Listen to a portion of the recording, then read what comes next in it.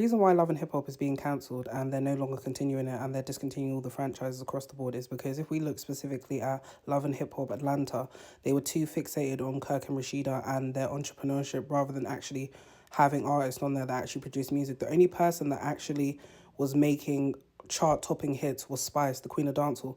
Everyone else didn't have a hit in their, like, within the past decade or longer. Like, everyone else was completely, like, just relying on their own business stuff. So, like, for instance, with Kirk and Rashida, they had their Beef Bistro, whatever it was, or Kirk's Bistro, whatever. Frost Bistro, sorry, I think that's what it was. And they had other businesses, like she had a clothing label that she had, and that was the main focus. It was never the music. And when her music was brought up, people were mocking her about it. That's the only reason it would be charting again. Then if we go to Love and Hip Hop Miami, they had Trina there. She was the most known artist at that time as well. They started bringing other people on board, but it was mainly like drama filled and it wasn't anything to do with the music at all. And a lot of times when Love and Hip Hop was known, it was more to do with like people fighting, physical altercations, verbal altercations as well, but it would be making sense. The storylines that they had there, it kept being very repetitive in regards to like, okay, this person's cheating. They'll be cheating for 5 seasons. The same type of storyline is going back and forth, back and forth, back and forth. People are going to get tired of that. There's no other storyline that they have in regards to maybe music.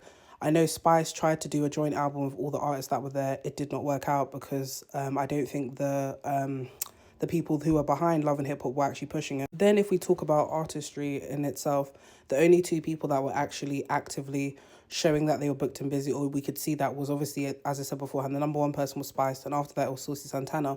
But last season they didn't really have him on there at all. Then obviously this season they have him on there now, but like, this also opens opportunity for Zeus and Now That's TV, because obviously those are the 2 main networks outside of obviously the ones that do reality TV that people watch on apps and stuff, sorry, not just on live TV.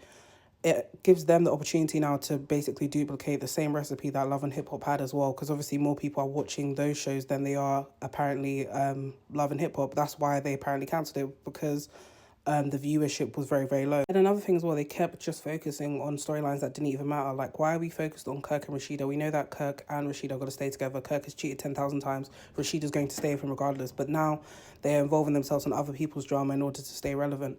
Like Yandy and Mendices, they went from Love and Hip Hop New York now to Love and Hip Hop Atlanta. And my thing is, like, if you're going to come on the show, obviously the whole point of the show is to show your openness about your life and stuff. And obviously there was cheating scandals surrounding Yandy and Mendices. Obviously now we know they are still in some sort of partnership. I don't think they... And obviously, we found out that, you know, they weren't necessarily together and stuff. But I'm just thinking in my head, like, you're going on a show, you know that you have to be open as well, because apparently they follow them for like 8 months, on and off 8 months, to figure out what's going on in their lives. They interview people around them and so forth. So if you knew that was going to happen, why'd you go to the show? And the reason I'm saying this is because obviously Yandy and Mendices aren't new to this as well. Like, they were in the New York one and their lives were very open. If you weren't ready to do that as well, but you wanted to capitalize off this moment, you should never come on the show, if I'm honest.